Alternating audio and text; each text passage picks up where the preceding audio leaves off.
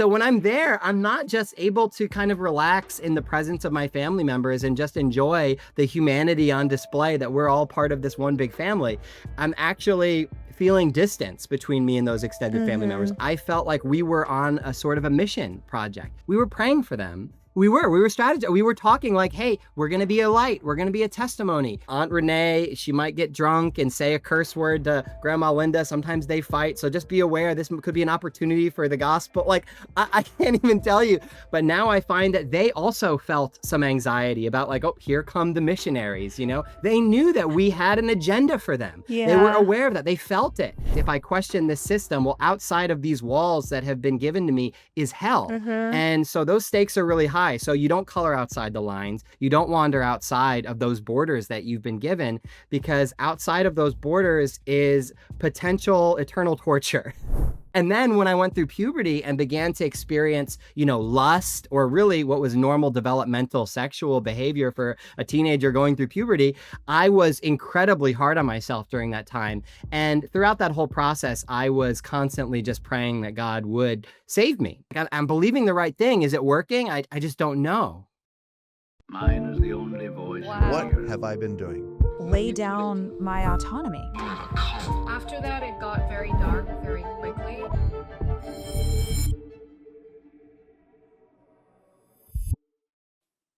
Hey guys, my name is Shalise Ansola, and this is Cults to Consciousness, where we discuss leaving high-demand religions or organizations and finding healing and independence through awareness and true individual sovereignty. If you're only listening on the podcast platforms and you'd like to see our face and support the channel the best way that you can, go to YouTube, where you can interact, like, share, comment. Those words of encouragement for our guests mean so much to them. Our community is incredibly supportive, and I feel so lucky to have you all rallying around our guests who are bravely sharing their stories.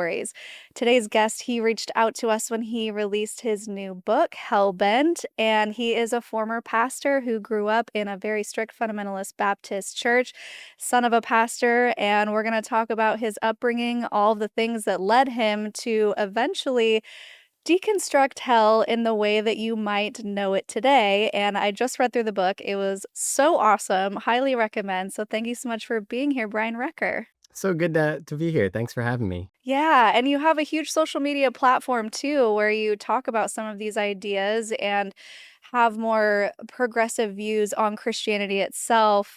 I would say due to, or maybe not due to, but with the idea that hell is not necessarily a place, but more of a thing on earth that we're trying to escape through the love and kindness and grace of God, which I'll let you respond and then we'll continue on. Well, I believe it's a metaphor. And I think most of spirituality, and I think one of the things high demand religion does is they take concepts that can be really powerful as symbols or metaphors. And when you make them woodenly literal, it's usually to control people. Yeah. And that's how hell often gets used. And I definitely saw that throughout your book, and you broke it down so well in all of the different arguments that people might have of, well, what about this verse, or what about this person saying this? And I was taking copious notes because even as someone who doesn't necessarily, well, I wouldn't say necessarily, who doesn't identify as Christian, I still believe in being a good person and making this life as enjoyable as possible. And that resonated with me because I feel like that was your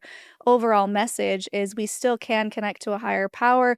We can call it God. We can label it however we want, but really there is no gatekeeping in this world of finding spirituality and finding that connection to God. It doesn't matter where you come from. We all can tap into that without these rigid rules and fear-based manipulations. So I'm excited to talk more about your book, but I want to save it toward the end so people understand where you came from and how you came to those conclusions later in life. So let's start with your childhood, your upbringing, a little bit of where you came from as far as born and raised, and the type of religion that you were brought up in. So I was born and raised in Queens, New York. My dad is still an independent fundamental Baptist pastor in New York City. He has planted 3 fundamentalist churches in New York City. And so that's where we grew up. I grew up the son of a preacher. And, people were always asking me if I was going to be a pastor one day too. And I never thought I would be, actually. To be honest, I couldn't see myself as a pastor within that world of fundamentalism. It was so rigid. Yeah. My dad wore a suit every Sunday. My mom wore a dress, no pants on women, King James version of the Bible only, no contemporary music of any kind. It was all worldly. So very, very small bubble, really, of fundamentalism that I grew up in. Yeah, and I want to dive more into those specifics because I'm sure you've been talking about your book quite a bit, which we will get to. But I want to hear more about your specific upbringing, some of the standout moments from your childhood that really made an impact on you, specifically the ones that had to do with the idea of hell and hellfire and sin.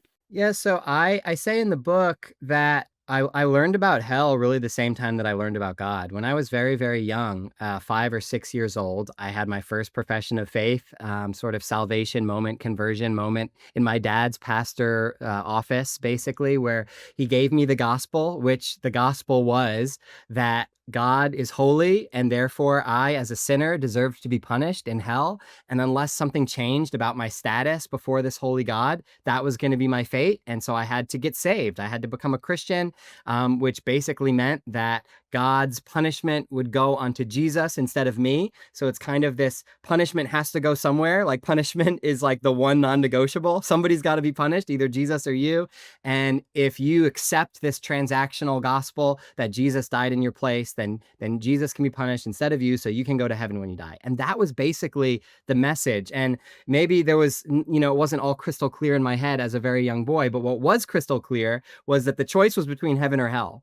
And that, in many ways, is what it meant for me to enter into a relationship with God. Even as a child, this idea, that evangelicals and Christians talk about a lot, like being in a relationship with God, it didn't feel like this a choice, really, because the opposite of it was hell. And so it's really no choice at all.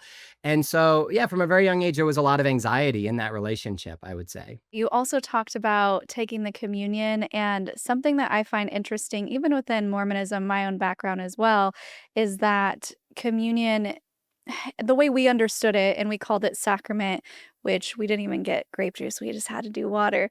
But No, we no grape didn't juice. even get grape juice. I took my kids to a church the other day, Yeah. and they don't always take communion, and we don't go to church like all the time. But they love the grape juice. They go up for the grape juice. They get the tiny little cups, and it's never enough. They want to like sneak and get more little Yeah. cups. They're like, "Can we get this at home?" I'm like, "Yeah, I guess we can. It's widely available." It is grape Actually. juice. Yeah, so we Yeah. had the horribly chlorinated water, which I'm sure differs from steak. It's just tap water, basically, and then bread instead of a cracker. And so that was our communion. And basically, it was you get baptized every Sunday, is you take the sacrament and you're made whole. But what I always found interesting and odd is that if you were being punished for something, because you had to do confessionals with the bishop, you had to go to him. If you were sinning, you saw him yearly anyway, and he would ask you a whole bunch of questions, even if you didn't want to go in. So you were constantly confessing things. And if you weren't considered worthy, then they would say, okay, 6 months without the sacrament or 2 months, whatever the punishment was. And to me, that never made sense because I was like, well, if I'm a sinner, if I'm trying to repent, shouldn't I take the sacrament to help me cleanse my sins away? It was contradictory. And you had talked about in your book how even more extreme, they were saying that if you took communion when you were unworthy, you could get sick and even die. And that was a big shock to me. Yeah, there's a Bible verse that can be weaponized in that way, where the Apostle Paul is talking about how in the Corinthian church, this is in 1 Corinthians, I want to say chapter 11, I don't have it right in front of me, where he's basically condemning the way that they're doing communion. And he says, if you drink the blood and take the body in an unworthy manner, this is why some of you are sick and some of you have died. And that is pretty horribly weaponized, especially when you see the context of what Paul is talking about in that passage. He's actually talking about the fact that this church had become socioeconomically divided and that the rich people were having their own private feasts while the poor people were being excluded from those feasts. And so this communion meal, the whole idea was that this was our unity as human beings and in Christ is beyond any superficial accidents of humanity. It has nothing to do with our race, our socioeconomic status, that just just by virtue of being human, we are united with one another, and everybody has equal access within this meal. And that meal was supposed to be an embodiment of that unity, but instead it was a cause for division. And so the unworthiness didn't have anything to do with like, oh, you're just a dirty, rotten sinner. You're just this stained little scoundrel and you should feel terrible about yourself. It had to do with the fact that they were actually excluding people.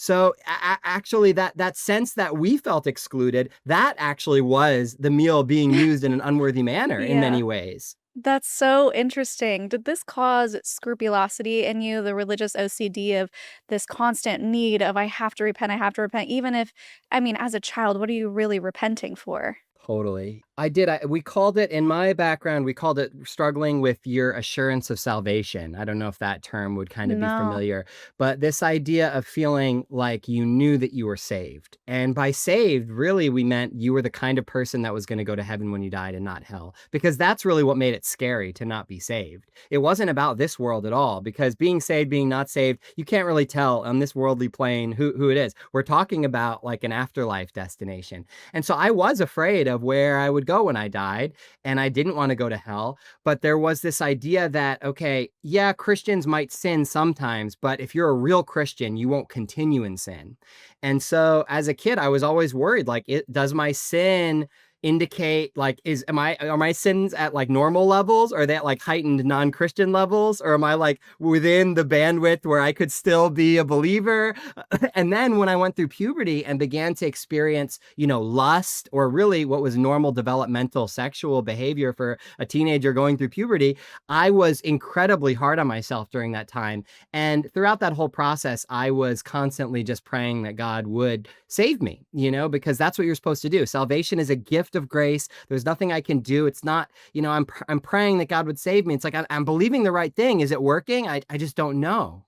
So yeah, I would say some of that scrupulosity. I haven't heard that word before, but it resonates. Yeah, it's something that we see across so many different religions and high control groups. It doesn't even have to be a religion. It could be something that's like new age spirituality, where if you don't do this certain plant medicine every week or something, or if you don't release your ego, and then this thing will happen, and you're pulling things into you, and there's a lot of fear around that. Now, people would say the opposite is true, right? Well, all you have to do is check all the boxes. All you have to do is pray. All you have to do is da da da da da da da, and you'll be fine. You don't have to worry about fiery hell, but it just leaves room for so much error when it comes to, let's say, the purity thing. If someone assaults you, okay, well, where does that leave me? Because it wasn't my fault, but now I'm being told it's my fault, and I was doing everything I was supposed to do, and it still happened to me. So does God just not love me? Or it just leaves room for so many questions and errors. Yeah. And I mean, it puts so much emphasis on being sure and being certain about the kind of thing that you can't actually be certain about. Yeah. So you might say, okay, I'm believing all the right thing. I'm doing what the pastor is saying. So I'm supposed to be sure. But I mean, nobody's really sure about what happens when we die. That's not the kind of thing you can have certainty about. Nobody actually knows. So you're manufacturing a false sense of certainty in order to feel safety, really, in order to feel spiritual safety. And that safety is found in certainty. And so while certainly a lot of even non-hell based spiritualities can use manipulation to cause people to be scrupulous in those ways, hell in particular has a way, I think, of just the stakes are so high, we're talking about the worst possible thing that could happen to anybody for the longest period of time. And so when the stakes are that high, it becomes really, really important to know for sure that you're not going there. And so you end up having to cling to a level of certainty that's not even really real. And that certainty is where you're finding safety. So doubt is an enemy of that. That doubt makes you feel unsafe. And I think that's that's not a helpful place to be spiritually, because it doesn't leave room for curiosity or for really listening to your intuition at any level. Because if those doubts, or even if your own intuition or your conscience is leading you outside of this box of certainty, then that's really unsafe. Because if I question this system, well, outside of these walls that have been given to me is hell. Mm-hmm. And so those stakes are really high. So you don't color outside the lines. You don't wander outside of those borders that you've been given, because outside of those borders is potential eternal torture. And so the stakes are just too high to listen to your intuition. And so I really wasn't worried about growing up in my spirituality. I was not thinking about what makes me bloom? What causes my heart to be drawn into the great mystery of love? What makes me become the most authentic version of myself? What makes me feel whole? Those weren't the kind of questions I was asking. I was trying to conform to the system to feel safe. Mm-hmm. And in that sense, I think many of us that grew up in that kind of system were robbed of an authentic spirituality that connects us to ourselves. And instead, we were simply trying to conform to external authorities. Yeah, because we were afraid. And one of the things that I wrote down from your book was doubt is dangerous. And that line really hit me because I felt the same way within Mormonism. They even have a line, they say, doubt your doubts. So even these thought stopping cliches that get you to be like, I'm doubting something. Wait, maybe I shouldn't be doubting because doubting means that I don't have a strong enough testimony. And that means that I'm not in the good graces and I need to pray more. And it just leads to this cascade of feeling unworthy and needing to do more when in reality, sometimes doing more and doing more and doing more is what's making you feel doubtful because you're not feeling authentic. You're feeling like a robot just doing what they're programming you to do.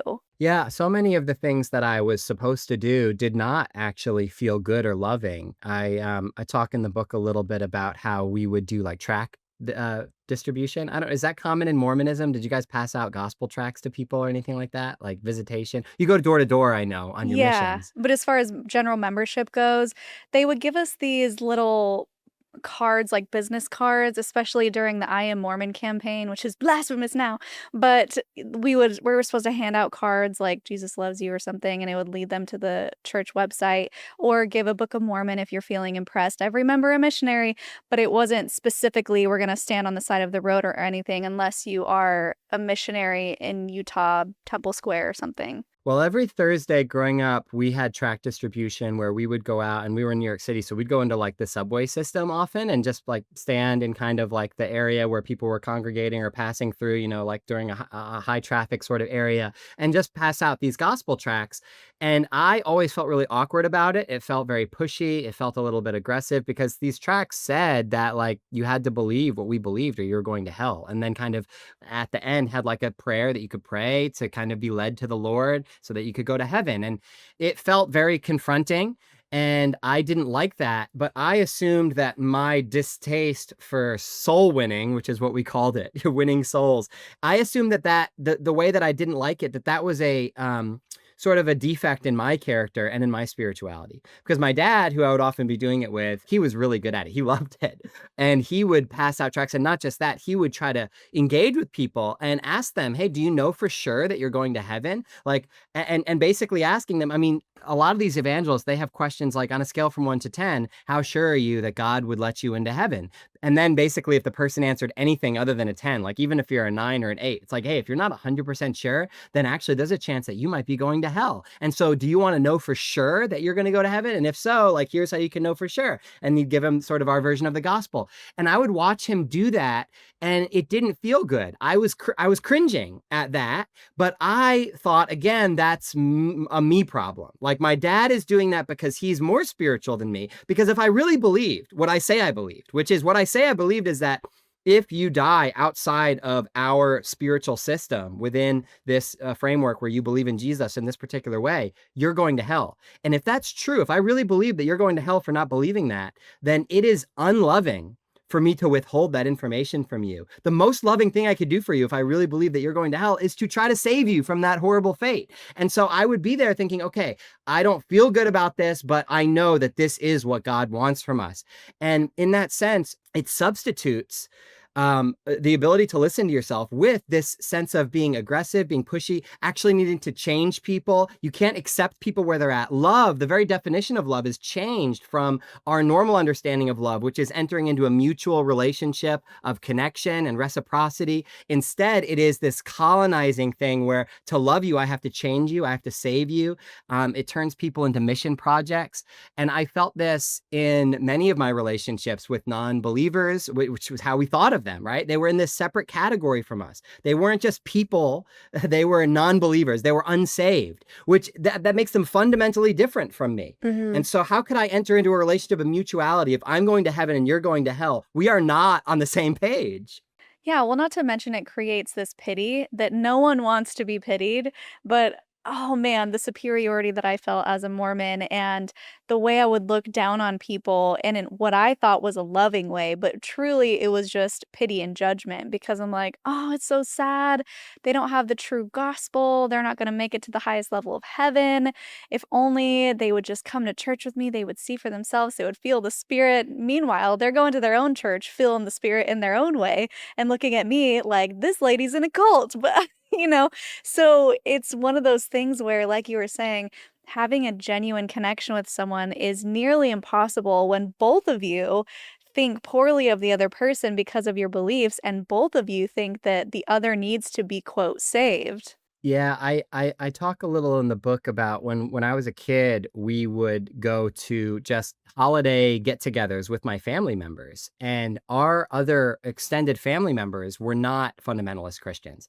Now, actually, in retrospect, many of them were Christians that they just were other denominations. They weren't fundamentalists. They were more progressive or kind of mainline or just sort of nominal Christians, but they weren't atheists even. They were just kind of, they didn't care as much as we did. They weren't in this very strict, rigid thing. But in our mind, growing up, they were unsaved.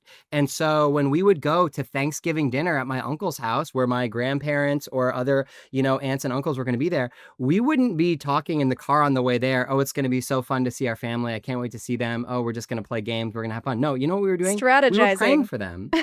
We were strategizing. We were talking like, hey, we're going to be a light. We're going to be a testimony. They're going to be drinking. Just be aware, kids, because we weren't drinking. We were teetotalers. And so they were talking. Yeah, Aunt Renee, she might get drunk and say a curse word to Grandma Linda. Sometimes they fight. So just be aware. This could be an opportunity for the gospel. Like, I can't even tell you. But so when I'm there, I'm not just able to kind of relax in the presence of my family members and just enjoy the humanity on display that we're all part of this one big family. I'm actually feeling distance between me and those extended family members. Mhm.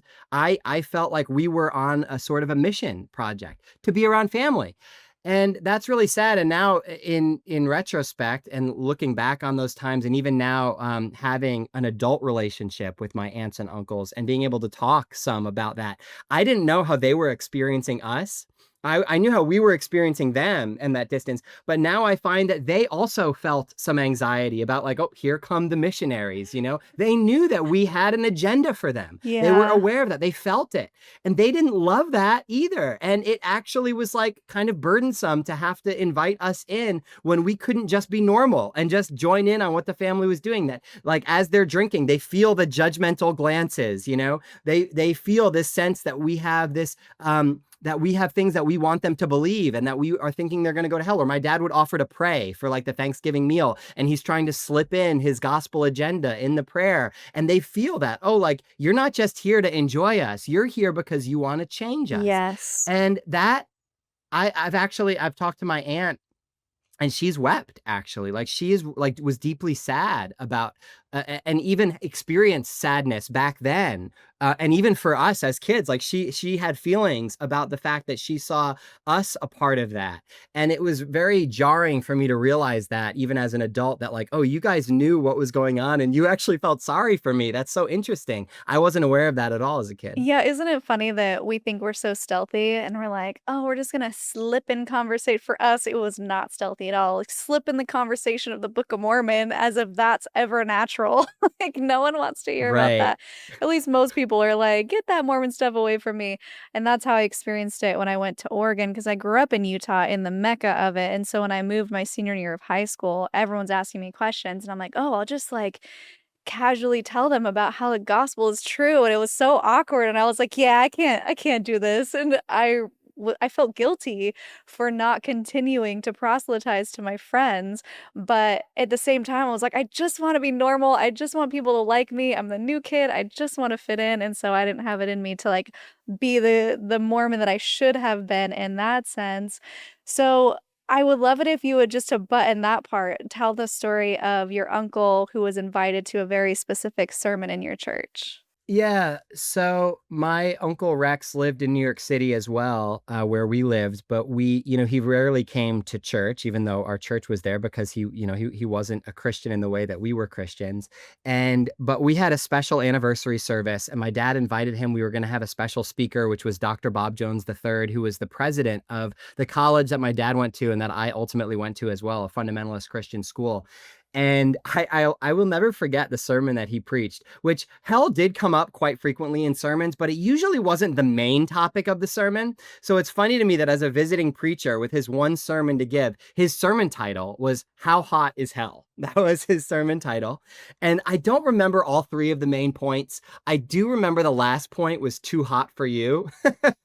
And I do also remember that in the sermon, he went on for a little while about how, because the Bible describes hell as dark as well as full of fire, he said that means that the fire is so hot that it's actually black fire, which I have not looked into the science on this, but he went into some scientific thing about how the hotter fire gets, there's like different colors, and this is like a special kind of fire because it's dark. So like when it gets super hot, it doesn't even produce light, and this is how hot it was. Anyway, he like went into the science of the flames of hell, which is, by the way, totally made up and unbiblical. Those are metaphors, right? The darkness and the fire actually don't go together. These are two different metaphorical worlds, actually. While he was preaching, I was sitting there looking at my uncle, who doesn't believe any of this, who we actually believe was going to hell, and he looked uncomfortable. And I felt very uncomfortable. I was squirming. I get sweaty. I remember as a kid, I would start to sweat when I would notice that we'd have a visitor there, or maybe somebody who I knew wasn't a fundamentalist Christian. And if my dad or the preacher starts talking about hell, I'm feeling uncomfortable. But again, I thought that was a problem with me. And so after the service, when he finished his horrible fear-mongering sermon, my uncle Rex left pretty abruptly, didn't really want to stick around, and seemed a little bit offended. And I didn't talk to him about that or process that with him. I was a kid. But I do remember my dad saying something to the effect of, man, that was like a tough sermon, but at least he heard the truth. And now he's accountable for what he does with that truth. Ooh. And I remember thinking, like, yeah, I guess that's what I'm supposed to believe, right? Like if hell is real, again, it would be unloving not to let Uncle Rex know about this truth. He needs to know so that he can respond to it. Otherwise, sure, it might be a little uncomfortable right now, but it's saving him from potential torment in the future. If we say nothing at all, how can we say that we really love him? And so I was constantly caught in that sense of like you, I wanted to be normal, but when I was kind of letting that go and being normal and not engaging in that way, I felt like a worse Christian. Yeah. I felt like I was doing the wrong thing. What's interesting is you were actually understanding and you had the awareness of true empathy for somebody, because it hits different when it's someone who's not part of the group hearing it for the first time. Like when I would bring my friends to church who weren't Mormon, I would be like, okay, what are they talking about? Okay, maybe that sounded a little weird, but they don't understand that it's not weird, because you start to hear it from their perspective and not the perspective that it's normal and you should just go along with it because that's what you were raised with. And so you were actively experiencing empathy for other people as a child, and you had that awareness of something feels off, but not off enough to get you to think about it within yourself, just realizing that other people probably thought it was odd. Totally. And what I draw out in the book is that feeling that I was feeling, the empathy that you described, that was true spiritual intuition. Like I was having a sense of, oh, what's happening here is damaging to our relationship with my uncle. And that was, I believe, actually the whisper of the Holy Spirit, you might call it. You could call it any number of things, your own conscience. And yet, for me, in the framework I existed in, true spirituality was to be pushy, to confront him with this truth, regardless of what it did to our relationship. And so when I use a term in the book, I call it the spirituality of hell. In other words, this fear-based framework that we received replaces true spirituality. And in my mind, true spirituality is about connection to ourselves, to other people, and to God. And it replaces that with disconnection. And really, I was at my most spiritual in that framework, not when I was getting to know my uncle, finding out his hopes and fears, building a bridge towards him. No, I was at my most spiritual when we were confronting him with this vision of hell and punishment, regardless of what it did to our relationship. So in other words, it replaced actual spirituality with, I think, a false version of spirituality. So many of us we're actually robbed of a healthy spirituality because of these fear-based frameworks. When it came to your life in its entirety, was it truly focused and centered around this church, or were you in public schools? Did you have friends outside of the church? What did that look like? Yeah, so I was homeschooled. So surprise, surprise. I don't know how common that is in Mormonism. In fundamentalist Christianity, it's pretty common. I did the Bob Jones, the school that I ended up going to. I had their homeschooling curriculum as a kid, and it was, anti-evolution. Gave a very particular revisionist history of America as well, of a Christian version of America that I think in many ways also kind of softened the history of slavery and genocide of indigenous peoples. Things like that were kind of removed from the history of that. And yeah, very much isolated. However, my fifth grade year, for whatever reason, and I had a younger brother with a bit of an age gap. He's 7 years younger than me. So for whatever reason, when I was 10, he was 3. My mom was like overwhelmed, and so she sent us to public school. So one year I went to public school for fifth grade when I was 10, and it was a real culture shock. I was really thrown for a loop. I lived in Queens, and actually we lived in a mostly Black neighborhood. Most of my classmates were West Indian. That was just the neighborhood makeup. I was one of the only white kids in the class. And I was also, like, as a fundamentalist, we weren't allowed to listen to secular music. And so I didn't know anything about not just even white people's secular music. I didn't know about any of it, especially not the rap that most of my classmates were listening to. And so it was 97 was the year I went to public school, and it was the year that both Biggie and Tupac died. And one of my formative core memories is of my classmates crying. And I was like, what's going on? And they're like, Biggie died. And I had to pretend to know who Biggie was because I didn't even know. I didn't even know who he was. And so I felt very alienated from culture, and so that was one reason, and this is a little maybe jumping ahead of my story, but one of the reasons I got out of fundamentalism and was drawn to evangelicalism was that it was more culturally engaged. And I hated that feeling of being this cultural outsider and not knowing what the hell was going on with anything.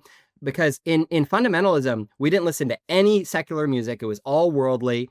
And we didn't even listen to contemporary Christian music. Like, I don't know if as a Mormon, you would have been exposed to like Stephen Curtis No. Chapman or Chris Tomlin, or those are like contemporary Christian artists. And even those, which are like very vanilla contemporary Christian artists, even they were seen as worldly and progressive because we only listened to sacred music, which was like hymns with pianos and no electric guitars or drums. Yeah. And was there any sort of racism within your specific church that threw you for a loop? So, yes and no. On the one hand, so that church in Queens, so my dad started 3 churches, and they were all actually very racially diverse because they were often in communities that were mostly immigrant communities. And so our church in Queens was almost all Black people. The church that he then started in Manhattan was a mix from different immigrant communities. So a lot of Asian folks, because there's a good bit of fundamentalism in the Philippines and in Vietnam, as well as some white people, as well as people from Spanish-speaking countries. So it's a very, very broad, diverse mix. So I would say that my dad, interpersonally, has always been incredibly gracious and gregarious and loving towards people, no matter what they look like. That being said, I think that if you peel back, the worldview underneath is supremacist and for him, it's more of a Christian supremacy, which is interlocked historically with white supremacy. Christian supremacy, in other words, that you have to be Christian or you're going to hell. But that ideology fueled white supremacy and gave spiritual justification for white supremacy. I mentioned this a little bit in the book, that actually the belief that slaveholders had and colonizers had, that these pagan countries or these African nations, that those people were all going to die and go to hell, that gave them spiritual justification for colonization and for the slave trade. They explicitly said, like, yes, this might seem like a bad thing is happening to them because people are going to die in our colonization project. We're going to be destroying civilizations. We're going to be kidnapping people. And many of them, millions, in fact, died in the Middle Passage during the slave trade. But they said, right now, they're all going to die at some point anyway. And when they do, they're going to go to hell because they don't have the truth of the gospel. They're pagans. They're going to die and go to hell. So even though it seems like we're doing a bad thing, we're going to give them the gospel. We're going to Christianize them. And even though some of them will die, at least they'll have the opportunity to hear the gospel so that they can die and go to heaven. And that logic really did justify a lot of that was a white supremacist logic that was interwoven with a Christian supremacist logic. And so even though we had racial diversity, I would say that the ethic and the ideology that was being pushed had white supremacy in its foundation. Right. Because something that you mentioned in your book, and I think you touched on it a little bit already, is that this idea of hell, that they're going to be damned anyway, makes good people do bad things. When in reality, it should be the opposite. We should be loving and caring just because we want to be loving and caring, not because there's an agenda, not because we think that we know what's better for them. There are so many reasons why now, I think more than ever, it feels like there's this version of Christianity that actually is harming people. So much of that is because the moral justification about how we act in this life is kind of based on the fact that, well, this is good for the next life. And so I think one of the ultimate examples, and I give this example in my book, where one of the most unloving things you could imagine is cutting off your own child or refusing to go to their wedding. And yet we see this very frequently in evangelicalism. Parents who disown their children or say, hey, I'm not going to go to your wedding because you came out as gay and I can't support that. I can't celebrate this sin that is leading you to hell. And so in the name of saving their souls, they will do really one of the most unloving things you could imagine someone doing. And they will call that love. They will say, I'm doing this because I love you. I had a dear friend of mine who's a lesbian who came out. She's a pastor's daughter and grew up in evangelicalism, came out as an adult and now has a female partner. And her parents said she wasn't welcome to come to Thanksgiving. She was welcome if she came without her partner. But it's like, this is my person. Like, if you can't have both of us, you can't have me. This is like, is anybody else excluded from bringing their partner? No, just me, And so she was really wrestling with this because they were saying that they were doing this because they loved her. They explicitly said, no, we love you still. Of course, we want you to be there. We love you. We just can't condone this sin that you're bringing into the family. We can't support it because how could we celebrate this thing that is causing you to be separated from God?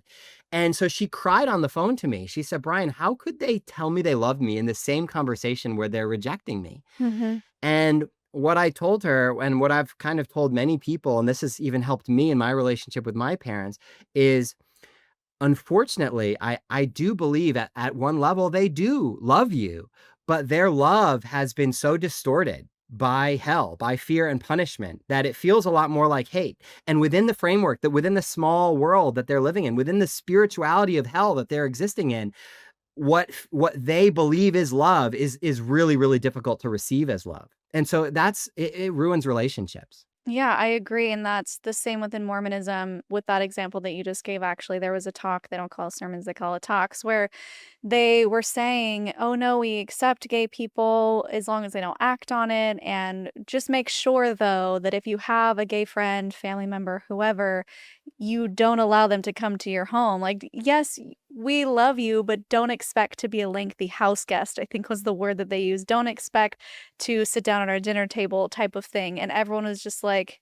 that doesn't feel like we love and accept gay people. That's harmful. I mean, there's so many things that we could get into just with that alone, but I want to get into how you ended up at this college and your experience there, if it was very similar as far as the boundaries and living in this box as it was to your home life. Yeah, so like I said, I grew up in a fundamentalist bubble. Other than that 1 year in public school, I was very sheltered. And so it was not difficult for me to go to Bob Jones, which many people, I mean, it is a bad place, make no mistake. But I was used to those rules. I was used to having that small world. So like Bob Jones, you weren't allowed to have any secular music, et cetera, et cetera. If you were found with it, you would get demerits. But I didn't grow up listening to secular music anyway, so it wasn't a big sacrifice for me, So most of the rules were things that I had grown up with. And yet I still really did struggle there because the culture was so unloving, actually. And that was where, in some ways, I went through my first deconstruction while I was at college at Bob Jones. The joke that I'll sometimes say is that just seeing all those fundamentalists in one place was really sobering and kind of woke me up because the culture they were creating was quite ugly, I would say. It was a narc culture. So like the way that you were elevated in spiritual sort of authority, like they had these tiers. Every room had a assistant prayer captain, and then like every 3 rooms there was a prayer captain, because every night at 10 p.m. there was a mandatory prayer meeting, and you would have it in your room some nights with the assistant prayer captain, and some nights it would be like multiple rooms coming together and the prayer captain. So basically the way that you moved up from assistant prayer captain to potentially hall leader, the way that they recognized you as somebody who was like very spiritual was if you turned other people in for Oh. rule infractions. Oh no. And there were tons of rules. Like if you had hair on your ears because you didn't get your hair cut, that was a rule break. If you had your tie loosened to half mast because you had to wear a tie every day, that was a rule infraction. For girls, they had to wear pantyhose every day. And so if you weren't wearing pantyhose, even if you had like an ankle length skirt, if they saw that your ankles didn't have pantyhose, they could tell. You could get demerits. What? Yeah. Yeah, demerits. And, for being late to class, for having a messy room, they did a room check every day. You'd get demerits for all these things. And, so you could basically turn people in, and they like encouraged you to turn each other in, Yeah. so basically I found myself, even though I came from fundamentalism and went to a fundamentalist school, I found myself gravitating towards all the rebels because the actual people who were drinking the Kool-Aid were just very difficult to be around. They were not attractive people to be around. I found it to be very oblique. And so I began to really like not see myself in that camp at all. But while I was there, I fell into a group of friends that they were kind of being made to go there, but they were more mainstream evangelicals. And so I don't know if your listeners maybe would understand the general cultural difference between fundamentalism and evangelicalism. But basically, evangelicals hold to most of the same fundamentalist theology. In other words, they believe in the inerrancy of the Bible, that the Bible is completely without errors. They believe, Jesus is God and that he rose from the dead literally, and that he died on the cross for their sins as a substitute. In other words, like it is this sort of transactional view of the cross, not metaphorical at all, that God's wrath was poured out on Jesus on the cross so you could be saved. So fundamentalists and evangelicals all believe that same stuff. The main difference is that evangelicals are more culturally engaged. And so when you see megachurch pastors with like cool clothes, edgy graphic design, big bands, smoke, fog machines, lights, that's not fundamentalism, that's evangelicalism. Again, some of the same theology as fundamentalism, but packaged in this much more appealing, seeker-sensitive way.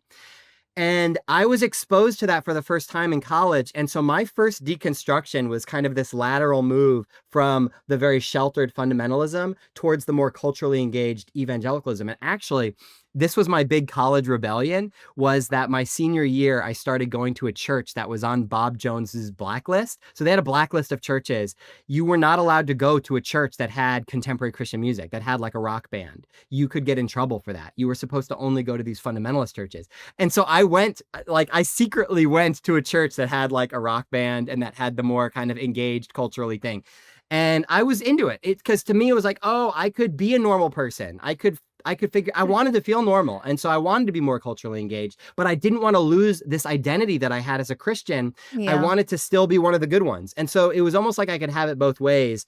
And so that was my transition coming out of school, was entering evangelicalism. Yeah. Oh my gosh, it sounds so much like Brigham Young University, the Mormon-run university with the honor code and turning people in. In fact, if they found out that you knew your roommate was breaking a rule and you didn't turn them in, you could also be expelled and punished. So they were punishing for not punishing, basically. We had that same thing. Oh my Same. gosh. Yep. Yep. That's so crazy because it just puts you on edge, as if college students need any more stress or anxiety, realizing that at any moment they could be kicked out and everything is lost. Dude, every single Bob Jones student that I know that I'm still in like contact with, we all still have dreams, nightmares really about our time there. We still dream about it. Jeez. And like there's like they're anxious dreams. Like you feel like you're late to class, that sort of thing. But it was this added thing because at Bob Jones, if you were late to class, it like some college students, they skipped class all the time. It was no big deal. We got demerits. We had to go to every class or we'd get demerits. You had to clean your room and you got demerits. You had to do all this or you get demerits. So anyway, I would dream about different things happening and me getting kicked out. I still have these dreams. And almost everybody I know that I'll talk to that went to Bob Jones, we still dream about it. It haunts us. Jeez. Even the hair thing, I think it's a rule. I don't know if it's still a rule, but I've talked to people where if you went into BYU an exam room and you weren't clean shaven, they would turn you away and you would miss the test. Or if your hair was too long, they would, nope, go cut it. Or if you had any sort of color or dye in your hair, you had to try and hide it, or they'd be like, nope, you can't take the test if you look like this. That's crazy. What a weird thing. And it's funny how similar they are. While, they thought that they were so different, Yeah. probably. And yet, really, just a different set of dogmas to really create a very similar fear-based, rules-based, control-based culture. Yeah. And so the outcome is really similar. You can switch up the dogmas a little, but they're being used in very similar ways to create a controlling environment. Yeah, and because I have you going to a completely different yet totally the same type of university, I want to ask your perspective because a lot of people will say, "Okay, well just don't go to BYU then." But I feel like there are so many times that kids just don't have that option or they feel like they don't have another option. So, what was it for you that made it like a no-brainer to go to Bob Jones? Yeah, great question. Almost everybody that was there because their parents really wanted them to be there. And so my parents always talked about Bob Jones. It was always assumed that I would go there. Uh-huh. And I didn't have like a better idea and I wasn't really rebellious in that way. But many kids that were there did want to resist, but their parents often said, You can go anywhere you want, but we'll only pay for it if you go to Bob Jones." So that was a very Mhm. common story. A lot of students were told that sort of thing. They also, and part of the reason I went there, they had a program because they really incentivized generational sort of attendees. And so since my parents went there and they were full-time in the ministry, they had a deal for alumni's children that were full-time in the ministry to get free room and board if you worked on campus. Mm. So if I got a job on campus, I got free room and board. And so that was part of the reason I went as well. Yeah, And so they financial wanted that incentive. generational attendance. And Yeah. yeah. So you're finding yourself becoming more progressive, maybe on accident, just with this need and desire to feel more authentic in your own skin.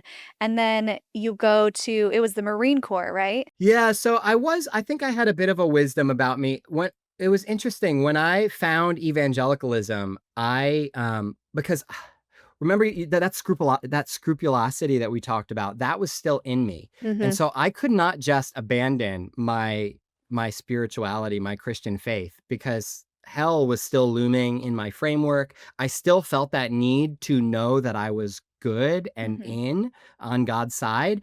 And so I didn't ever consider like abandoning the whole thing. I was still wrestling with wanting to be certain. And in some ways that scrupulosity is what led me to maybe even being a pastor. Like I wrote it all the way down. I was like, I need to know. And the best way to know is to study this out and to like go all the way in, right? And so for me, though, I never wanted to be a pastor while I was in fundamentalism because it was kind of like detestable. But when I began to see these cool pastors, like, oh, you could be normal, you could have an occasional beer, you could still go to the movies and be a pastor, like you could be a cool guy and be a pastor, then all of a sudden I was like, well, maybe I do want to do that. And because it was a Yeah. family business, so it started to make sense. And so during my time at Bob Jones, I started to think maybe I would pursue pastoral ministry, but I had the wisdom, I think, to know that I had been very sheltered. I had a very, yes, just secluded from the world. And I felt like I needed to grow up a little bit. And I was a little bit rudderless. I didn't know exactly what direction to take. And so I joined, that was part of why I joined the Marine Corps out of college, was I figured this would be a good way to get some life experience. You get the GI Bill and I could go carry on and do seminary after that.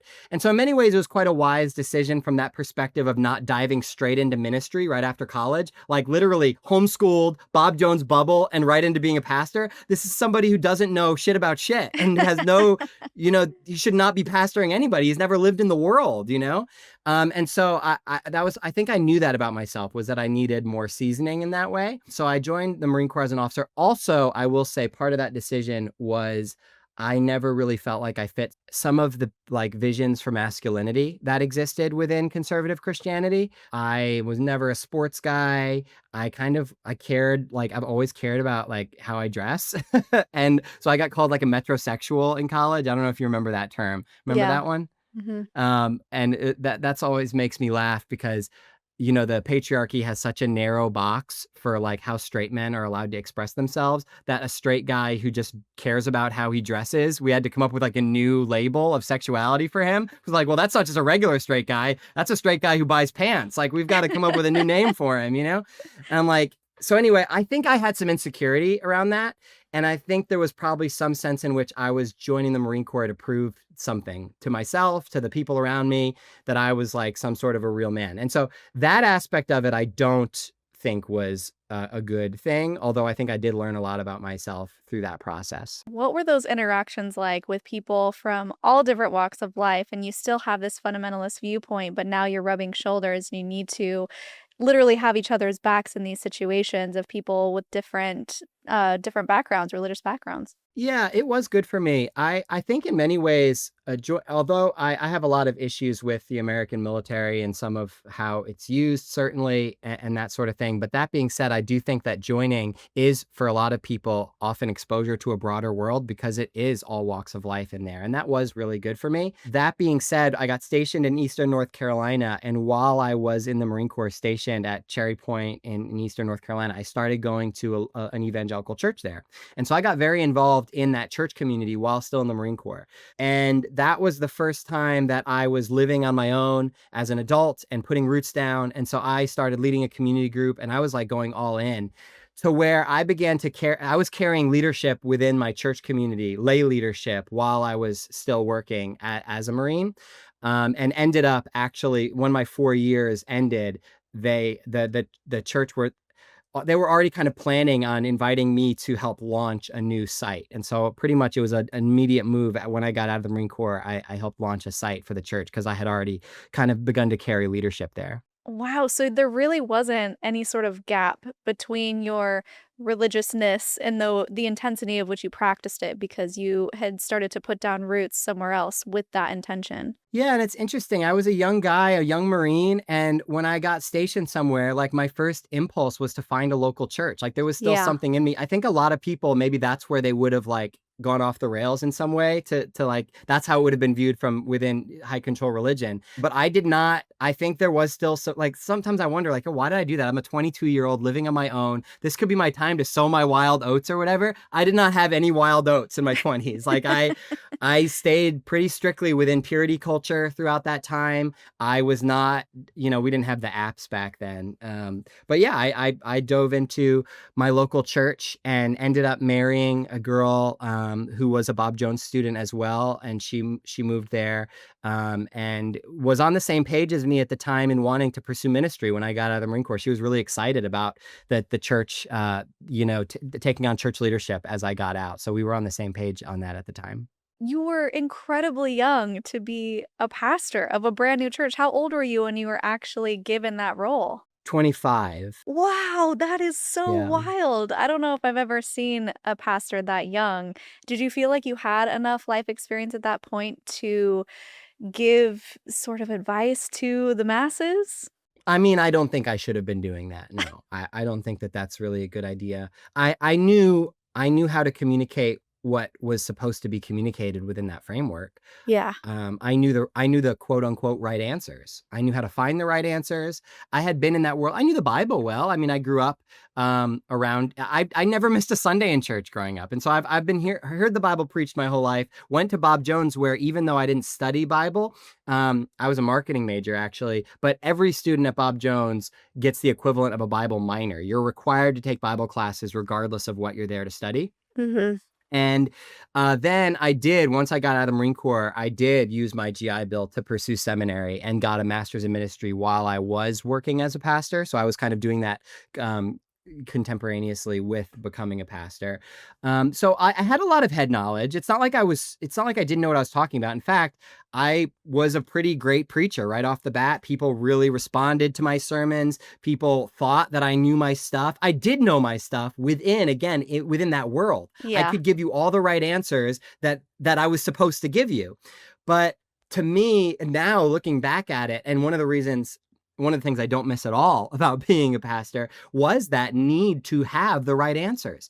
And the reason I had those answers was because I wanted them for myself, first of all, because I had this fear-based framework where I was afraid that if I didn't know those right answers, well, that put my soul at risk. And Mhm. so because I was working so hard to make sure I knew the thing, then I was able to communicate that thing to others. And now looking back, though, again, I was manufacturing a sense of certainty that I never really had because I needed to have that certainty within that world. That is such a great little snippet. Manufactured sense of security and safety. I think that's so true across the board of all these high control groups is it's this illusion of safety, the illusion of comfort, but in reality, underneath that, you're terrified, you're anxious, you're hopeful that you're doing it right, but you don't really know for sure, and so you do more to keep that sense of safety and security up. But truly, it is all just an illusion because we don't really know. And so I'm wondering if within all of that, so you know the answers in the textbook, you know the textbook answers, you know the answers in the back of the book, the things that you're supposed to tell people. Did you ever feel the weight of people coming to you with their real world problems, or did they? Is that something that only exists within Mormonism where you have to go to your bishop for all of your problems? Yeah, they did. And I do have, I look back and it is embarrassing actually thinking about, I don't remember specific bad things that I told people, but I have a couple situations in mind where I'm like, I'm sure I was very unhelpful there, you know? For example, without going into detail, there was a couple in my community group when I was a young pastor that was living together, you know, like they were unmarried, so living in sin.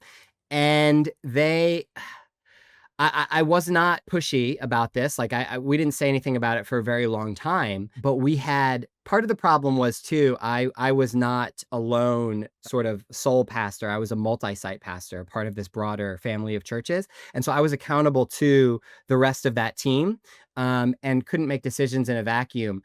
And I remember there was a difficult pastoral situation when this couple wanted to join the church, but they were, you know, living together unmarried. And so that was the point. That's usually the point. A lot of evangelical churches do approach things this way, even with queer people as well, where they'll never, most evangelical churches won't say you're not allowed to come to our church if you're gay. They're happy for you to come. They're extra happy for you to give. Like they'll let you donate to the church. You can even serve in certain ministries, but where the push comes to shove is where you want to join or be in any kind of leadership position. Then they'll say, well, you're living in unrepentant sin, so you can't do that. And that's what I was confronted with when they wanted to join. That was when I was like, and I remember talking to the other pastors about like, oh, I was scared to talk to them because nobody actually wants to, or at least maybe there are some weird pastors that enjoy these conversations. Personally speaking, I was not excited about telling this couple that they were living in unrepentant sin and couldn't join the church. Yeah. But I did have to have that conversation with them. And I look back and cringe about that now. And they were very upset. But I was basically like, yeah, I mean, the pathway of what that would look like is you either have to get married first or you have to separate and live separately. But what the way that our church viewed that was as, you know, unrepentant sin. And that's just not good advice to give anybody, that like they should change their living situation in order to join a church, or that they should just get married because I'm saying so that they can join a church. That's a terrible reason to get married, right? Yeah. But within our view, well, they were sinning, and this is what God wanted for them. So that has to be the right thing to do, because it's God's way is the best way. It might not make sense on paper. It might seem like it'll mess your life up, but you just got to trust God. That's Mm. God's way, right? And so I tried to pitch them on that, and they actually left the church, which was the right move. And that's what else I would say is that if anybody else is in that situation, yes, it does suck that pastors would say, like, you should do this to get right with God. That sucks. But I would also say, like, just don't go to a church that Like if you want to live that way and your church is saying you shouldn't live that way, maybe that's like an indicator that you should listen to yourself and you're not in like a church that actually supports your actual values, you know? Mm-hmm. So I was out of alignment in the sense that I was pushing them towards something that I didn't even really know anything about what I was talking about. I was just telling them the textbook answer. And in some ways they were out of alignment by being in a church that didn't even match their values because they grew up in the church. They were trying to do the right thing and be a part of a church, but they actually probably just wanted to live their lives, you know, and now hopefully they are. Hopefully they're fine. Yeah, the amount of stories I've heard too from Mormon missionaries of they get to all the lessons, right, with someone they knock on their door, we want to teach you, the person is all in, mate. I mean, that's just pretty rare. The investigator's like, yeah, I want to get baptized. And then these poor 18, 19, 20-year-olds are like, awesome as soon as you stop drinking coffee. Oh my Or gosh, that's so funny. awesome as soon as you get married, same situation, or you have to split up, or awesome, but you can't actually act on being gay. And then the person's like, bait and switch much? Like, why didn't you tell me Totally. this when you knocked on my door that there were limits or exclusions to your open arms policy? And so, yeah, that happens so often. And eventually this started getting to you. You talk about in your book that it just didn't resonate, something fell off, and you started to deconstruct this idea. Was it something that happened that made you think, I need to really look into this idea of hell? Or was hell even the first thing you started to deconstruct or look into? So I started pastoring in 2012 and I had 3 very rosy years where I don't think I thought any negative thoughts about what I was doing.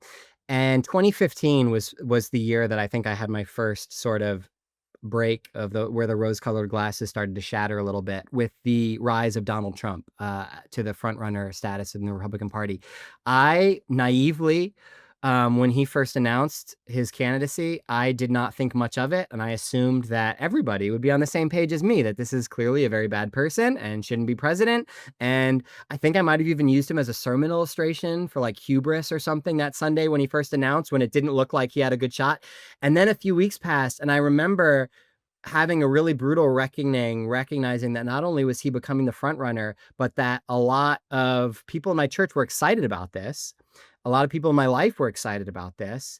A lot of people saw that as a good thing, as a godly thing, and I was really confused. I think I was very naive because then I think I thought that Donald Trump was an aberration and that like, wow, a weird thing is happening. Like, it's weird that you guys are into this and hopefully this fever dream will pass. This is not who we are. That's how I felt. I was like, this is not who we are.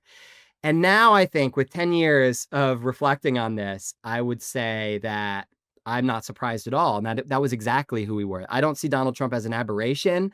With the fact that 87% of evangelicals supported Trump, to me, is not surprising. Actually, he, in very many ways, is the natural culmination of that evangelical project. But at the time, it was very disorienting to me. And it caused me to begin to rethink things and to actually engage my own moral intuition. I think for the first time, it was like the alarm bells were going off and I was seeing that where I was at was in a different place where a lot of people were at. And that if their moral discernment couldn't see through Donald Trump, if like when he was, what he said on the Access Hollywood tape, if that wasn't enough for them to say, oh, this man should not be president. If that didn't trigger their alarm bells, then I realized we had a real moral blindness within evangelicalism that I had been naive to. And that kind of led me over the next few years. I think it gave me permission to question everything. Kind of, I guess I'll summarize it by saying, if they're wrong about him, what else are they wrong about? And so it kind of opened the doors for me to realize I can't just swallow what they're feeding me. I actually have to wrestle with this myself. It sort of gave me permission to trust myself a little bit because it was almost like I was never taught to trust my heart. I was never taught to trust my conscience or my intuition. But with Trump, it was unignorable. I knew that I knew, like, I didn't know everything about politics. I was very naive about politics. My politics were unthinkingly conservative. I was a conservative by default because I was raised to be a conservative. And I hadn't really thought deeply about why maybe some of those things aren't the best for human flourishing, but I just accepted it. But with Trump, it was like, okay, I don't know everything, but I know that this is wrong and doesn't reflect the way of Jesus or basic humanity.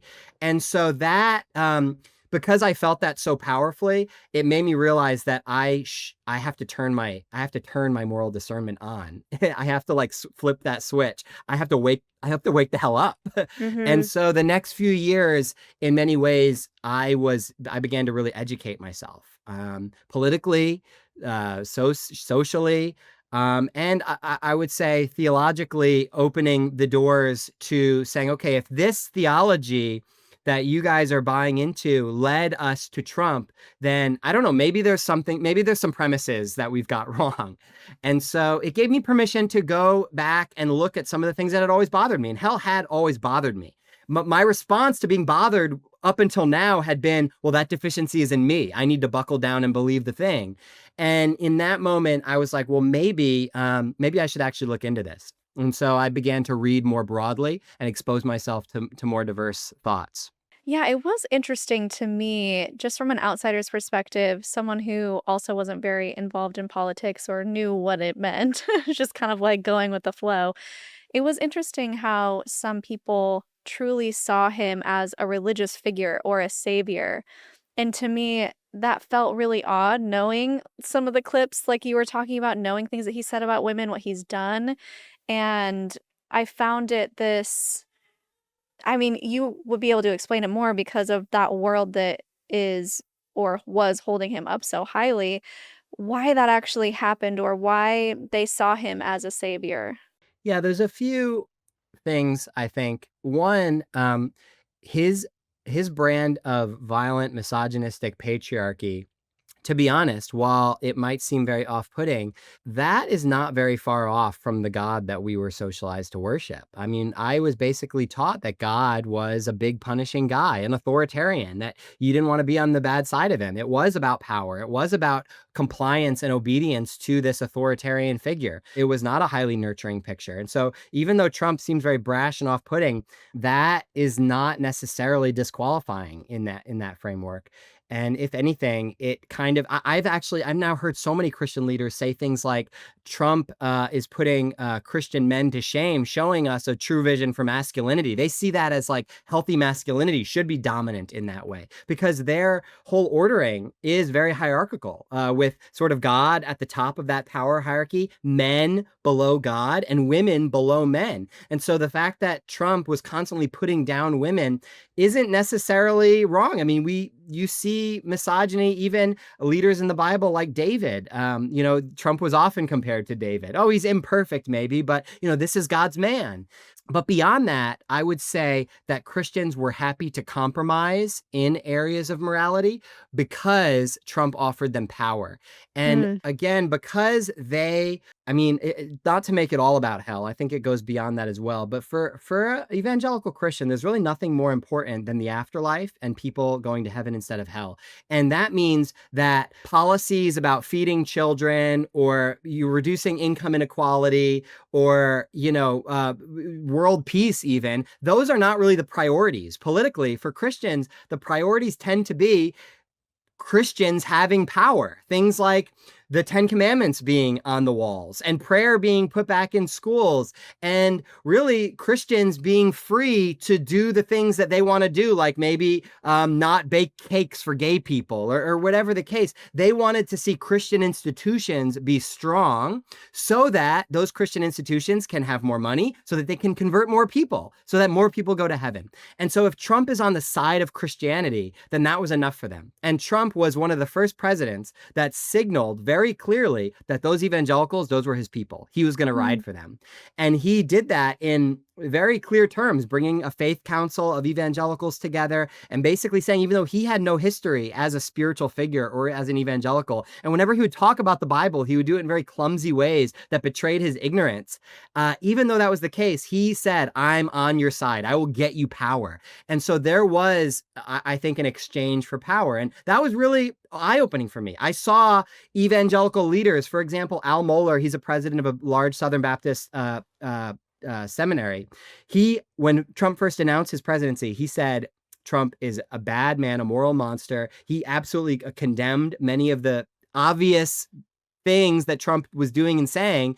But within months, he flip-flopped and said, I was wrong. We should support this guy. He's going to be great for Christianity. And I saw that as the hypocrisy that it was, that this is just a deal for power. And that to me was a real mask off moment where I saw how vapid and empty the spiritual center of evangelicalism was, and that they really did just want power. Yeah, more of the ends justify the means situation. Like you were saying, the parent that cuts off the child, right? Yeah, when hell is a part of your story, it's really easy to let those ends justify any means, really. Let's get into the deconstruction of hell. It's endlessly fascinating. You go into so many parts in your book, we can't possibly cover it all. But what do you think are the major takeaways that you have found, biblically speaking, with scholarship in mind, with context in mind, historical context in mind, why hell, the way that we view it now, is not actually biblical? So thanks for asking all those questions about my story. That was really fun, kind of just Yeah. going down the historical memory lane. That's what we do here. So in the book, I talk extensively, specifically about what I think Jesus meant by hell. I think it's worth saying that the Bible is not univocal. In other words, it doesn't have one consistent voice, which makes sense because it was written over the course of thousands of years by dozens and dozens of authors, at least 40, potentially more than 100 different authors over the course of thousands of years, writing from different cultural backgrounds, writing in at least 3 different languages. Again, and they didn't all believe the same things about God, the afterlife, etc. They were on a journey and wrestling with these things, and often they're in conversation with one another, building on what has come before or even disagreeing with it. And one of the problems with the evangelical approach to the Bible is that it believes that it is inerrant. In other words, that it speaks with one consistent voice, and so it flattens out a lot of those diverse perspectives into one perspective. And so where there appear to be different things happening, they will come up with workarounds to make it all say one consistent thing.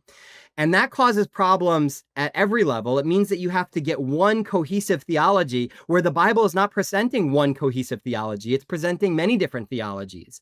And so I don't even say that this is what the Bible teaches about hell. The Bible doesn't really teach anything about anything, because what is the Bible? The Bible is a library written over thousands of years. The Bible teaches a lot of things about the afterlife. But what I would say, first of all, is that that's not ever the point. The Bible is not primarily about the afterlife. I think it is about people wrestling with what it means to be human, and what it means to be a person who is trying to follow God in this life. And one of the things that comes up that is quite confusing is that, especially in prophetic books, like Jeremiah, Isaiah, Ezekiel, Daniel, Book of Revelation, what's very common in the biblical world is apocalyptic hyperbole. So they're talking about things that happened. For example, Jeremiah describes the destruction of the temple and of Jerusalem by the Babylonians 600 years before Jesus lived. And he uses language that sounds like the end of the world. And that's because when that was happening, it felt like the world was ending. And that language is perfectly appropriate. And they use heightened spiritual language like eternal fire, like the day of the Lord, or the valley of slaughter to describe these cataclysms. But he's not talking about the afterlife. He's talking about what's happening in this life. The Bible is about this life. The book has dirt under its fingernails. The people of the Bible are concerned about the same sort of things that we're concerned about: genocide and food scarcity and economic inequality. And one of the metaphors that is used is that of fire, eternal fire, to talk about God's judgment. But what I try to point out in the book is that very frequently, passages that preachers will use to say that, oh, this is about the afterlife, are actually about things that happen in this life. But they use heightened apocalyptic, hyperbolic language to describe those. And actually, the term that Jesus uses, that our English Bibles translate hell, and some preachers will point out that Jesus talks about hell more than anybody. And it's true that the word hell in English is in English Bibles out of the lips of Jesus more than anybody else. Jesus talks about it a lot. But the word that he's actually using that's translated hell is the word Gehenna, which literally means the Valley of Hinnom, which was an actual valley outside of Jerusalem. It was not a torture chamber in the afterlife. It was an actual place that they knew about. The people he was talking about knew where this valley was. Many of them had seen it. And so Jesus was using a metaphor, and actually he borrowed that metaphor from Jeremiah, because Jeremiah said that when the Babylonians destroyed Jerusalem 600 years before Jesus, that the devastation would be so complete that bodies would be thrown into the valley of Hinnom, that valley would become a valley of slaughter on that dreadful day. 600 years later, Jesus uses some of those same metaphors to warn the people of his day that they needed to repent. They needed to turn away from nationalism and violence and ignoring the poor, ignoring who Jesus called the least of these. In one of Jesus's most clear pronouncements of judgment in Matthew 25, he says that this judgment is not coming because you don't believe the right things about Jesus. You don't believe that I died on the cross for your sins, or you haven't joined a church, or you're not following religious rules. None of that. He says you did not visit the imprisoned. You did not welcome the stranger. You did not feed the hungry. You did not clothe the naked. And when you didn't do those things for the least of these, my brothers, you didn't do those things for me. And as a result, you're going to be thrown into Gehenna, into the valley of slaughter. And I personally believe that that is not talking about where we go when we die. That is talking about the natural consequences for how we live, the kind of world we build, especially how we care for the vulnerable, that creates hell on earth or it creates heaven on earth. Jesus's other metaphor that he used was the kingdom of God. He talked all the time about the kingdom of God. But most scholars will tell you, if they're honest, that the kingdom of God is not about heaven, going to heaven when you die. It's about God's dream for the world. It's about a world that actually reflects our interconnectedness, the fact that we are all human and everybody matters just the same. But our world doesn't usually reflect that. But Jesus wanted our world to reflect that. And he warned us that when it doesn't, the opposite of that is hell, not in the afterlife, but on earth. And so I can go into way more detail, but that's basically the framework that I take in the book, and I try to argue for that with history and scripture. Yeah, I was floored at all the different scriptures because I'm sure there are people who will say, well, what about this verse? Well, what about this verse? And it seems like you have an argument or a reason behind all of those not meaning what people are pulling it to mean. Because, like you said in the beginning, people can pull any sort of meaning from the Bible just to create and inflict control and manipulation on people, specifically through using fear of damnation and fear of not seeing their family in the afterlife, fear of eternal torment. Those are really high stakes. And so you can really pull meaning from any of that. But without understanding the historical context, like you're saying, it's really misplaced because that was not the intention of the author who wrote it. At least that's what we're gathering to understand based on historical context and people who study this. Yeah, well, another thing that I point out, which makes to me very clear that Jesus was not referring to the afterlife, but actually to the way that their behaviors were going to return back on them. You know, that what we reap what we sow in this life, is that when the gospel accounts were written, they were written several decades after Jesus lived. By the time, for instance, the Gospel of Matthew was written, Jerusalem and the temple had been destroyed again by the Romans in AD 70. So Jesus lived around AD 30. 40 years later, Jerusalem and the temple were destroyed again, just like Jeremiah prophesied 600 years earlier. And he said that it'll be a valley of slaughter in Gehenna. And that happened again. And so when Matthew wrote that gospel, his listeners would have experienced that destruction. And so just imagine, like, your world has been turned upside down. Your country is in ruins. Your holy city is devastated. The temple of the Lord that you were told that's the very house of God is in rubble. And you're trying to understand, how did God let this happen? Where is God in all of this? And the way of Jesus is being explained to you through the Gospel of Matthew. And Jesus is saying things like, unless you repent, Gehenna is going to be your future again. I don't think you would think, oh, he's talking about the afterlife. I think you would think, oh, he's talking about what just happened, that actually this is the result of the fact that we didn't love the way God was calling us to love. So what it is, it's not an invitation to be afraid of what waits for us in the afterlife. It's an invitation to change the way we live right now, to begin doing the things that Jesus called us to do. Welcome the stranger, feed the hungry, clothe the naked, visit the imprisoned. Actually, that same list of people that conservative Christians still really struggle to meet with compassion, surprisingly enough. Well, all of this calls into question so many things. And you even mentioned at the beginning of your book that mainstream, or not mainstream, but Christianity as a whole, generally speaking, relies on this narrative, or else it all kind of crumbles because I mean, all of these things you listed in the book, I'm not going to go into it. The one that really stood out to me is, okay, well, if hell isn't real and we don't necessarily need Jesus to die for our sins, why did he die? And why do we insist that you have to accept Jesus in this specific way or else you're going to hell if there is no hell? So in the latter half of the book, I spend some time, and this part is probably more helpful specifically to people who are Christians or still identify as Christians or are struggling with whether they can still identify as Christians. But one of the main questions I get is, oh, if there's no hell, then what's the point of being a Christian? What's the point of Jesus? Which is actually a very interesting question. People have asked me, if there's no hell, what's the point of Jesus?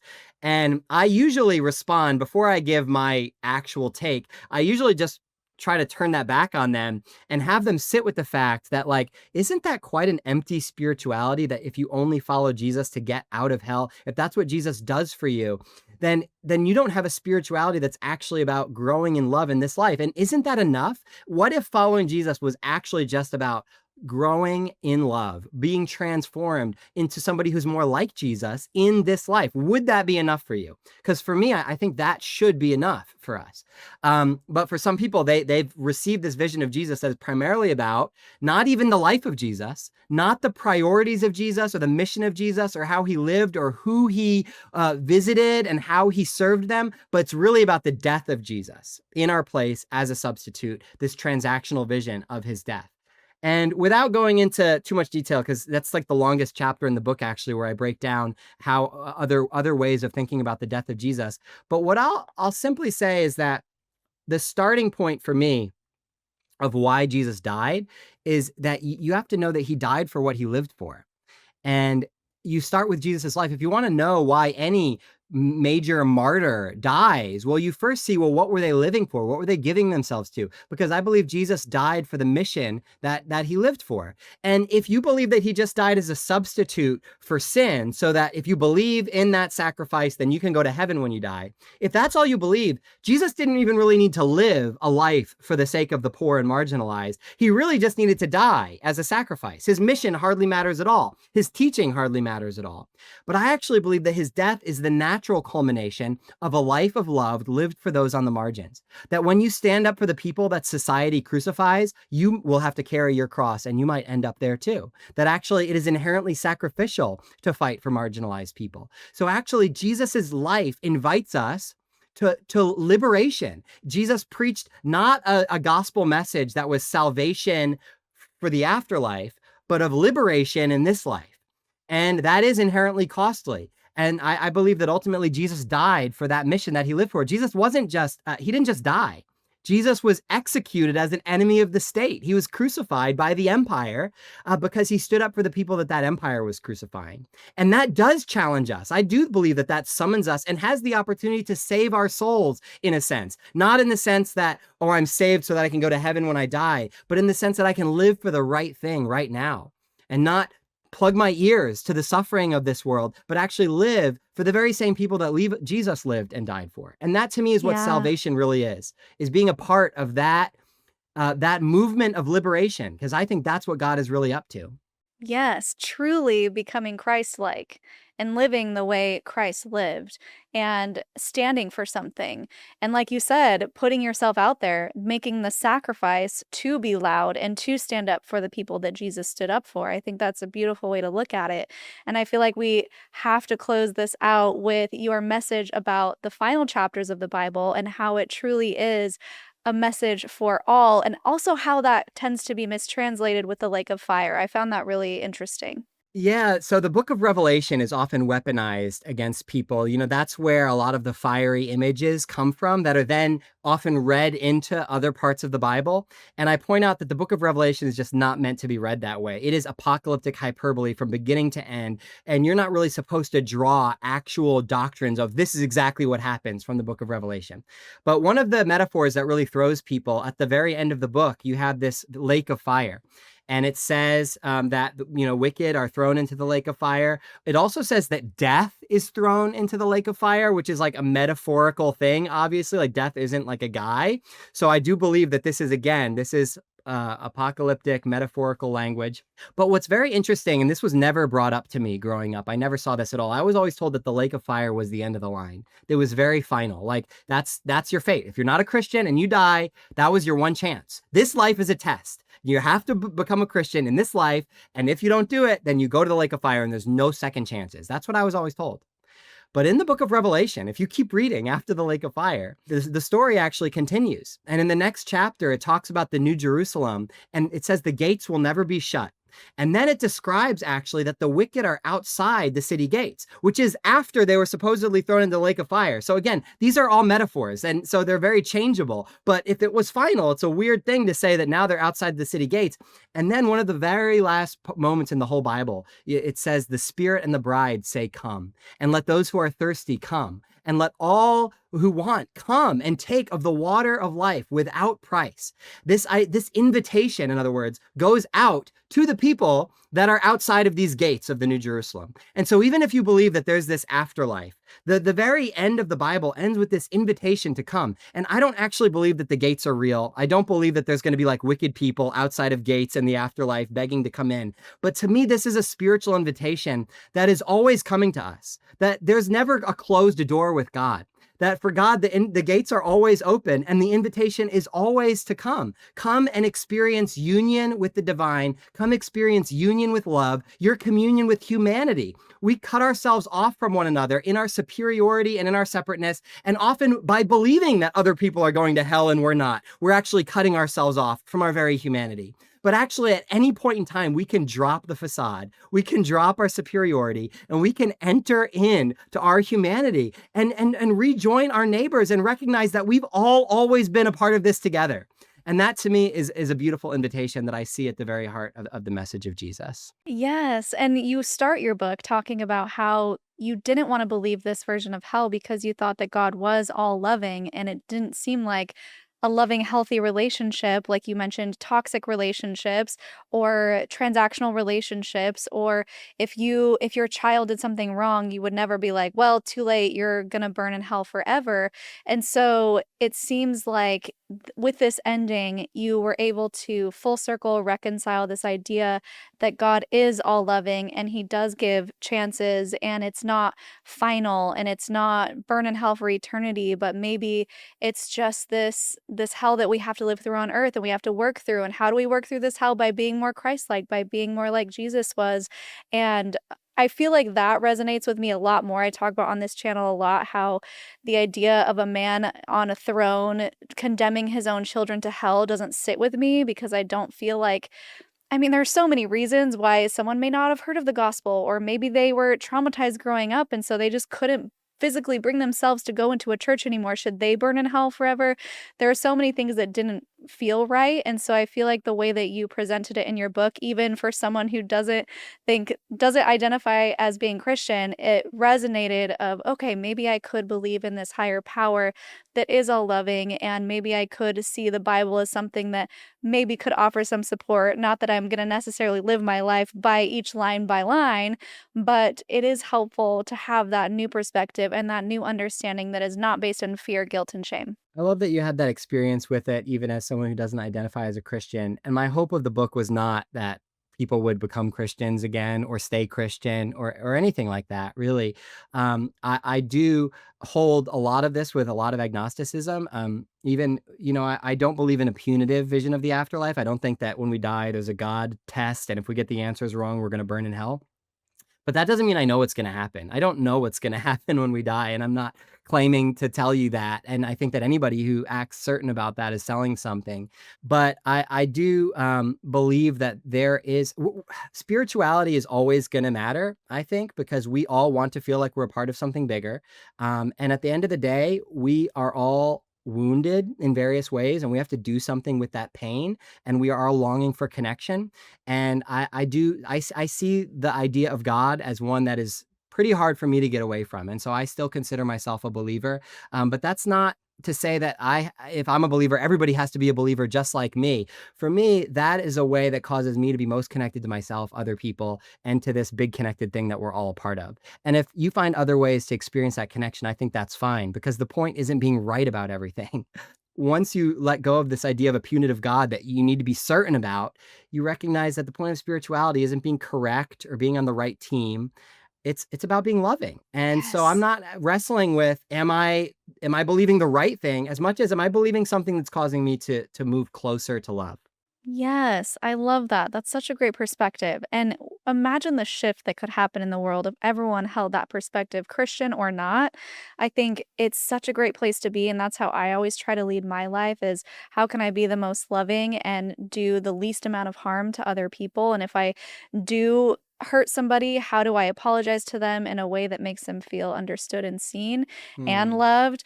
I think if everyone held that perspective, it would be so much different and people would interact with each other so much differently and it would just be a happier, healthier world. And I think also to wrap up your story, you you put down becoming or being a pastor, you ended up in a divorce cuz things just weren't sitting the way that they were when you first got together, which makes sense. A lot happens to a lot of people who get married within a faith and then the faith changes and then they're like, "Wait a second, is this what we both want?" But you were able to grow into this authentic version of yourself. You were able to be a better father. You were able to just truly live life in a more loving way, like we just talked about. So, how are you doing now? You have this big social media presence. You're very loud and vocal about your views, which I think is great because these are the views that we need to be loud and vocal about. So, how are you doing and what brings you joy today? Well, the last 2 months have been really crazy. The book came out 2 months ago, and since Yeah. then, I've been trying to travel around as much as possible, go into different churches and whatever spaces will have me to talk about it. And so it's been really fun engaging with people face to face because so much of my work has been online. And honestly, although I do enjoy posting, it can be quite it can be quite dehumanizing. The online space can be very Yeah. difficult. Um, I get a lot of criticism on there, and I'm usually pretty good at handling it, but it can wear me down some. And so it's been nice to be in rooms with people and to really get direct encouragement about how the book has helped them, has challenged them, has brought a lot of freedom. And so that's been really, really encouraging, seeing the freedom that people are experiencing as a result of shifting out of fear based religion. I think for a lot of people, they want to stop believing in hell, but they aren't sure how to stop Mm. because they don't feel like they have permission. They feel like the stakes are too high to stop believing it. And so they're just looking for some help doing that. And so I don't want to be like your new guru, but I do want to help give you permission to listen to yourself and to give you some resources and tools to maybe believe the thing that you always knew to be true. Well, I feel like you definitely accomplished that with your book because going through it, it didn't feel pushy. It didn't feel salesy. It didn't feel like there was an agenda behind it. It just kind of felt like a class on hell. It was like, here are the verses that people pull to claim that there is a fiery hell, and here are the reasons why that's out of context. And it felt prescriptive, but not in like an icky way. It felt open-ended enough to where you can draw your own conclusions and take things that resonate and leave the rest. So I feel like you did a fantastic job of that. Oh, thank you so much. That means a lot, actually. Yeah. So any other final thoughts or things that we didn't get to that you wanted to make sure we got out before we do our Linda Listen? No, I loved our conversation. I feel like we got into a lot of things. Yeah, yeah, we did. So let's do your Linda Listen moment then. Linda, listen.